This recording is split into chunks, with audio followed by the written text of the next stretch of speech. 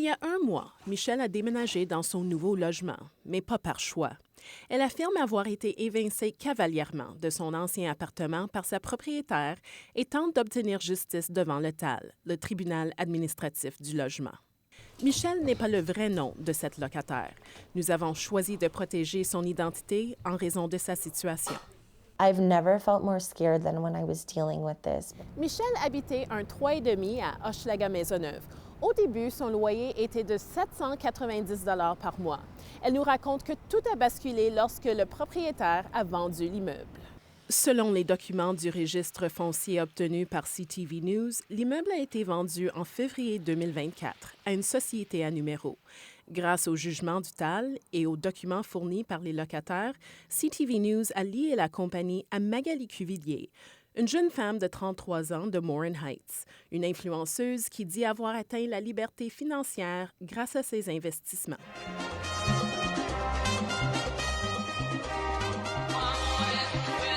Au final, tu sais, c'est pour ça que je fais de l'immobilier, parce que je veux aller faire mes voyages de moto. Cuvillier a acheté l'immeuble d'Hochelaga-Maisonneuve avec son conjoint et un de ses partenaires d'affaires, Édouard Martin. Rapidement, ils ont voulu faire des travaux majeurs.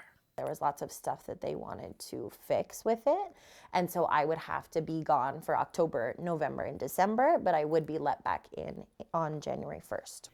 Michelle a accepté de quitter son appartement temporairement et d'entreposer tous ses biens pour une période de 3 mois. Elle pensait vivre chez une amie jusqu'en janvier, sauf que, une fois les travaux effectués, elle a eu une très mauvaise surprise, comme nous explique son avocat. Puis le propriétaire dit, ah oui, finalement, les travaux nous ont coûté beaucoup plus que prévu. Alors, votre loyer, quand vous revenez là, dans le logement, ça va être 1400. Suite à cette rencontre, Michelle a envoyé un courriel informant Cuvillier qu'elle comptait rester dans son logement et qu'elle pourrait discuter du loyer plus tard. La représentante a dit, ah, mais vous m'avez dit que vous voulez garder votre logement, là. Moi, je pensais que vous voulez garder le logement temporaire où vous étiez. Alors moi, j'ai déjà reloué. Désolé, on a eu un malentendu. Ce niveau de mauvaise foi, je n'ai pas vu souvent. Nous avons contacté Cuvillier pour obtenir sa version des faits. Elle a refusé notre demande d'entrevue, mais a fourni une déclaration par l'intermédiaire de son avocat. Ce dossier est présentement judiciarisé. Il reviendra au tribunal de rendre jugement. Notre seul commentaire consistera à mentionner qu'il y a eu un imbroglio dans les échanges de courriels. Mais ce ne serait pas un cas isolé. En 2022, une locataire d'un immeuble à Verdun a porté une des sociétés à numéro appartenant à Cuvillier devant le TAL. La locataire paye 866 $ par mois pour un 2,5 au 4010 rue Évangéline. Le juge administratif dans l'affaire a conclu que Cuvillier avait harcelé la locataire. Par ses messages et ses actions délibérées, elle persiste à bafouer les droits de la locataire, le tout dans le but qu'elle finisse par quitter le logement. Dans une déclaration, Cuvillier a répondu par ceci.